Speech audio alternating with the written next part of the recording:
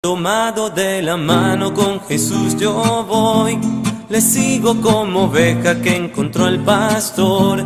Tomado de la mano con Jesús yo voy, a donde Él va.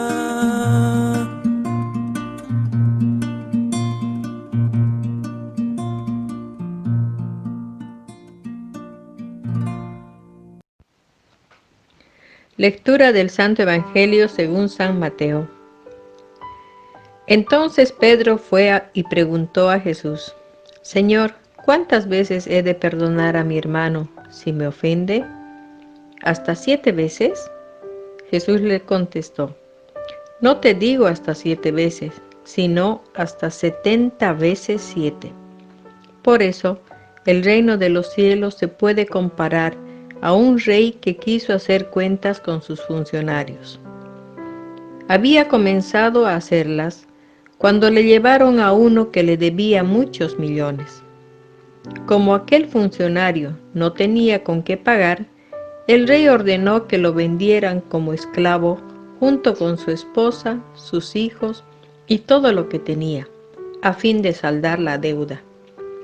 El funcionario cayó de rodillas delante del rey, rogándole: Señor, ten paciencia conmigo y te lo pagaré todo.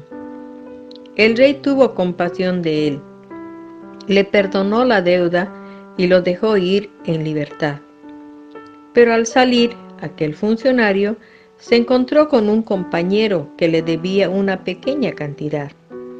Lo agarró del cuello y lo ahogaba diciendo: Págame lo que me debes.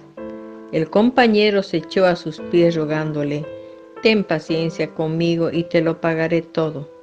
Pero el otro no quiso, sino que le hizo meter en la cárcel hasta que pagara la deuda. Esto disgustó mucho a los demás compañeros, que fueron a contar al rey todo lo sucedido. El rey entonces le mandó llamar y le dijo: Malvado, yo te perdoné toda aquella deuda porque me lo rogaste, pues también tú debiste tener compasión de tu compañero, del mismo modo que yo tuve compasión de ti. Tanto se indignó el rey que ordenó castigarle hasta que pagara toda la deuda. Jesús añadió: Esto mismo hará con vosotros mi Padre Celestial, si cada uno no perdona de corazón a su hermano. Después de haber dicho estas cosas, Jesús se marchó de Galilea y llegó a la región de Judea que está al oriente del Jordán. Es palabra del Señor. ¿Qué tal, queridos amigos? ¿Cómo se encuentran? Les envío un saludo cordial y repleto de cariño. En esta ocasión vamos a revisar el Evangelio de Mateo en el capítulo 18, desde el versículo 21 hasta el capítulo 19 al versículo 1.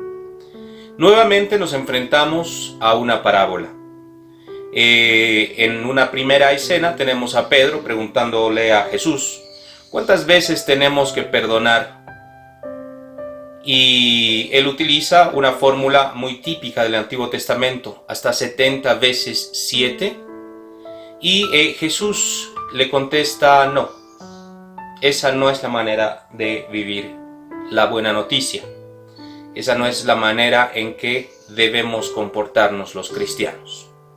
El cuentito lo que busca es darnos a entender qué es lo que quiere decir la prédica de Jesús. ¿Qué significa el perdón para el cristiano? Entonces aquí tenemos un rey, es la imagen que nos invita a pensar el cuento. Un rey que tiene empleados y reúne a sus empleados para hacer cuentas, le deben plata, ¿sí? Uno de ellos le debe mucha plata, dice, debía 10.000 talentos, y se utiliza esta fórmula para decir que debía, pues, una cantidad absurda de plata. Y el hombre, pues, acongojado, avergonzado por no poder honrar su deuda, le pide que por favor le perdone, que por favor lo exima de su deuda. El rey se conmueve y lo perdona. Tenemos un primer elemento que no es menor. Hay una relación directa entre la culpa con la plata, con la deuda. Y esto lo podemos trasladar o dislocar claramente con el pensamiento económico. La deuda económica es una culpa que uno tiene que honrar, es decir, uno la adquiere y hasta que no la pague, pues debe cargar con ella.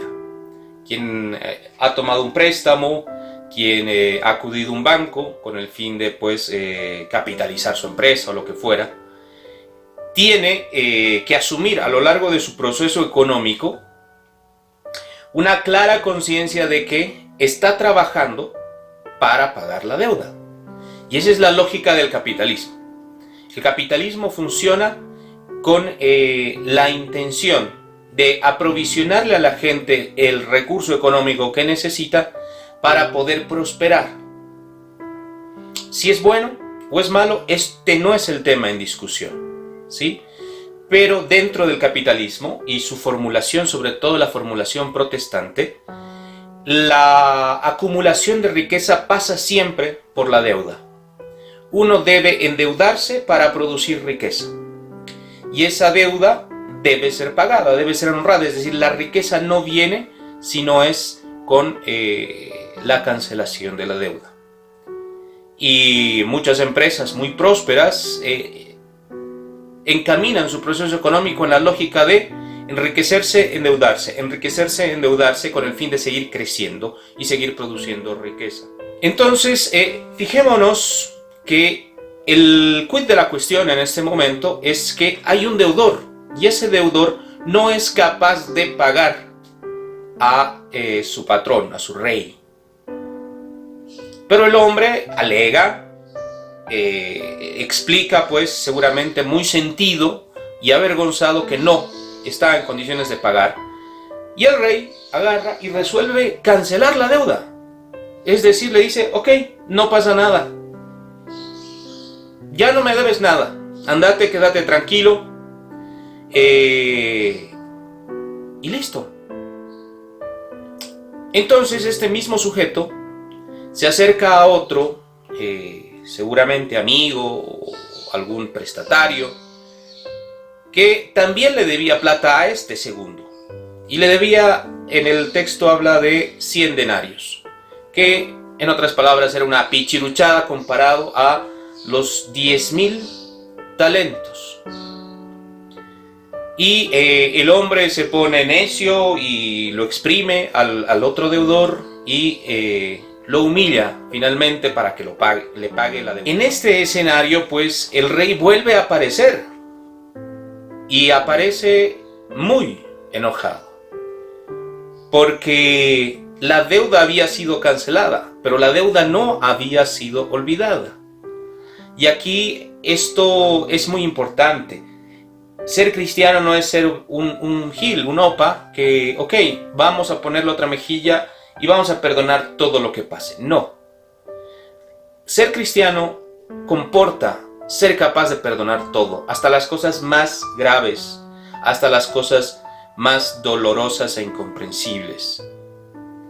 Pero ser cristiano no significa, pues, olvidarse la raíz del problema, olvidarse que hay una culpa no cancelada, hay un daño no resuelto, y el daño no se resuelve hasta que pues se equilibran los pesos y contrapesos de la vida y de la historia.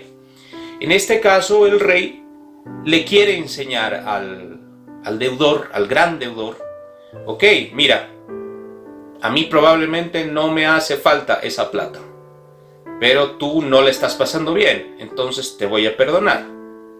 La lógica sería, o lo normal sería, que el sujeto que ha recibido el beneficio se comporte de la misma manera, es decir, es un efecto concatenado de misericordia y de perdón. Pero no pasa eso. No pasa eso y el hombre va y lo exprime al otro que le debe una pichiruchada.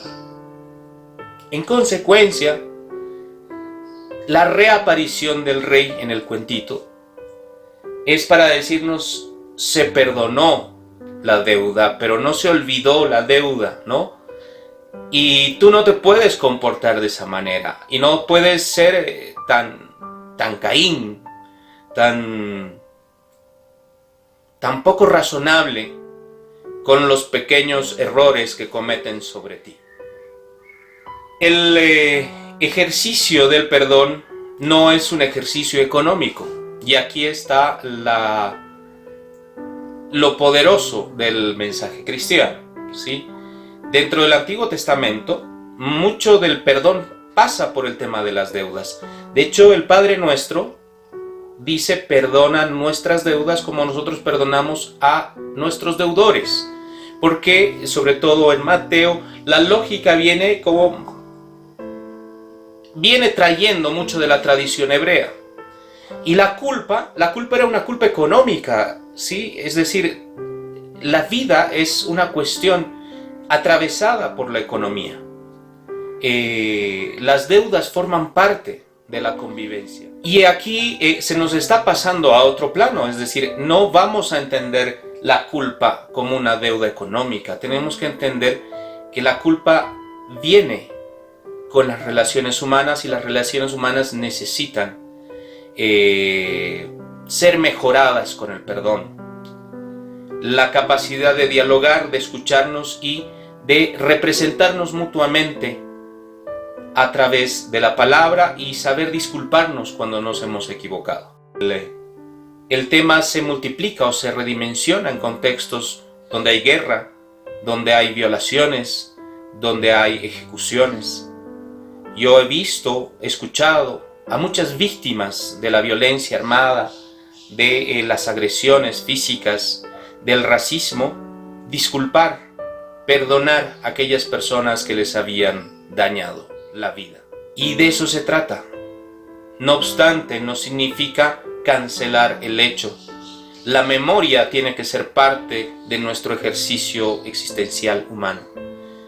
Recordar aquello que se ha hecho mal para no repetirlo.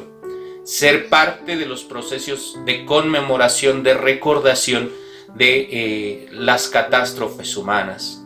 No podemos volver a repetir las mismas razones que han provocado una guerra, no podemos repetir las mismas razones que han provocado violaciones, que han provocado daños físicos, que han provocado destrucción de la vida humana, que han provocado daños a niños, ¿sí?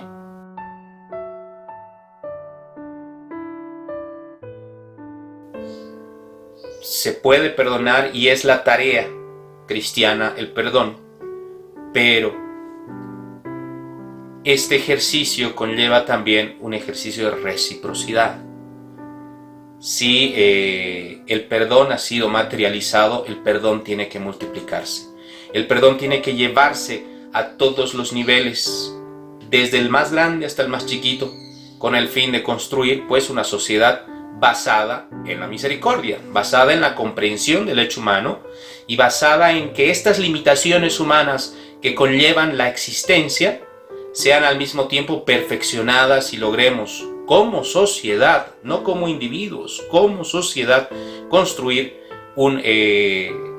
una comunidad justa, una comunidad que se perdona, pero que practica al mismo tiempo la justicia y que equilibra estos contrapesos naturales a través del perdón.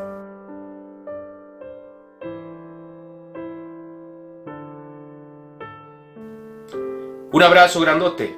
Nos vemos.